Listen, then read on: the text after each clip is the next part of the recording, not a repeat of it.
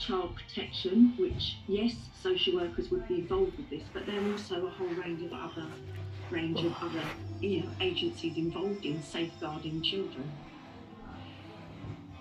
As a former social worker, what's your view of a lot of the commentary that I've been hearing, which is that over time, when social workers visit families, it's become too parent-focused rather than child-focused. There's not enough suspicion, if you like, of when signs are there that something's going wrong.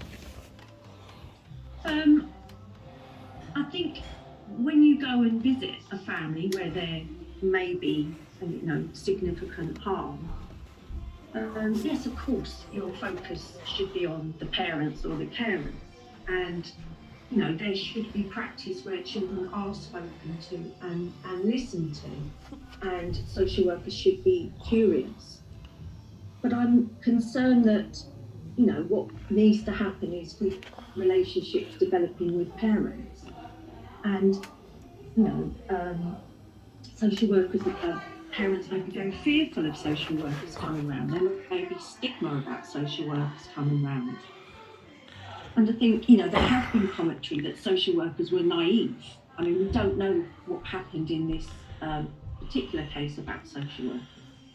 I mean, I suspect that every social worker in this country, since this the situation has come to public attention, is probably saying, there for the grace of God go I.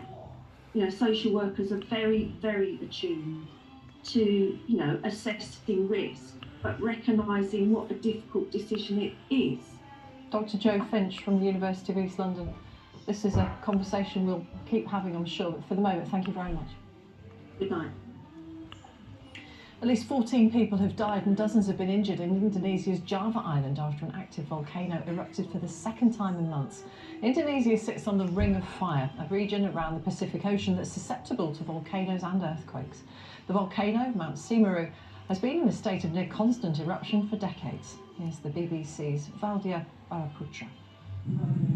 Blanketed in volcanic ash, this is the devastating aftermath of the Mount Semeru eruption, with houses buried almost up to their roofs.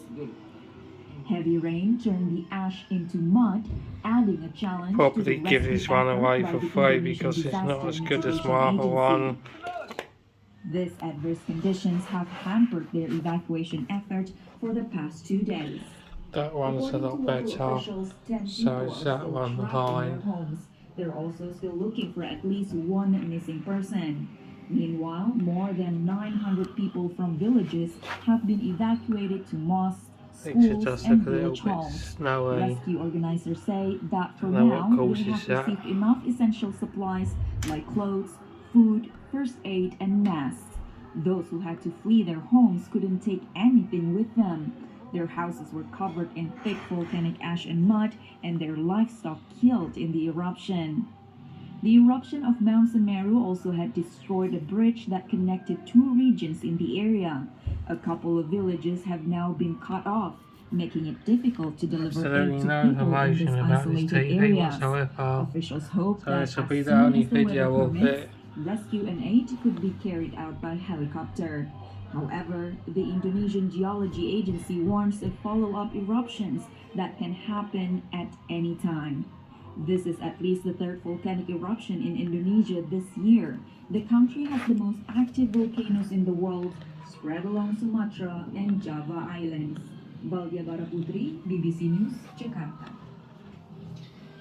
In northern England and parts of Scotland, around 4,000 homes are still without power for a second weekend in the wake of Storm Arwen, which swept across large parts of the UK and tore down electricity lines. Thousands are living in freezing temperatures as they wait for power companies to reconnect their energy supply. Our correspondent Peter Harris reports from Northumberland. You fetched them up. In the nick of time, the pub has its power back. Last night, a heavy snowfall left villagers snowed in, but at least they're now warm after a week-long ordeal.